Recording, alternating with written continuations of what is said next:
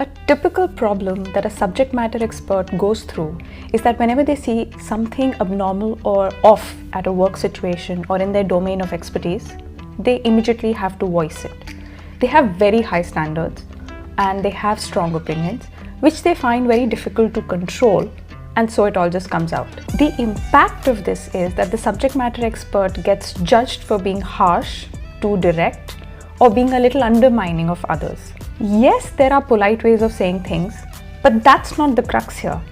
No one ever made history by being nice. Hi, my name is Mira Swarup and I help professionals gain impact and influence in rooms that matter by shifting the way they communicate and present themselves. Voicing your opinions isn't the problem here. What you want to be asking yourself while you're walking into that room is, how good is my credibility in the room? In other words, how well do people know of me, my work, and particularly my accomplishments from the past? Imagine it's your first day where you're meeting a new team and you're getting a download from them, interviewing them on how things work. Now they don't know you apart from you are a hire from X company. And while you're hearing from them, you jump in with your expert ideas and how things should be done so that they could be so much better. Now people could notice that yes, you might know your subject, yet at the same time be very offended by how they are starting to look like dumb fools for not meeting those standards as yet. Many may not express it within that conversation, but they might go out, vent their resentment elsewhere, tarnishing your image. Now you can turn this situation completely around by starting to work on consciously building your credibility.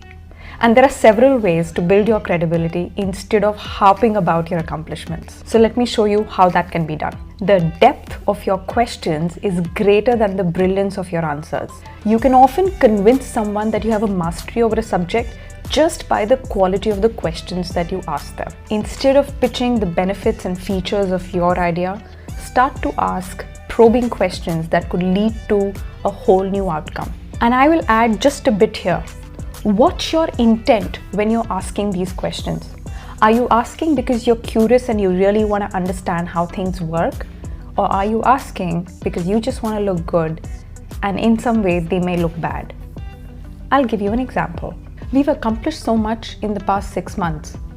Do you think any of this can be improved? If yes, how? These are the numbers that we've got in the last 6 months. How come this hasn't improved? Help me understand how these goals were set and what are we doing to re-evaluate them. Don't you think these goals are a little under your potential? If you notice, the quality of your questions minus the judgment is what will display your expertise. An old adage is, people don't care that you know until they know that you care. So go out there, show that you care, ask questions, probe all you want, and ensure that you're empathetic.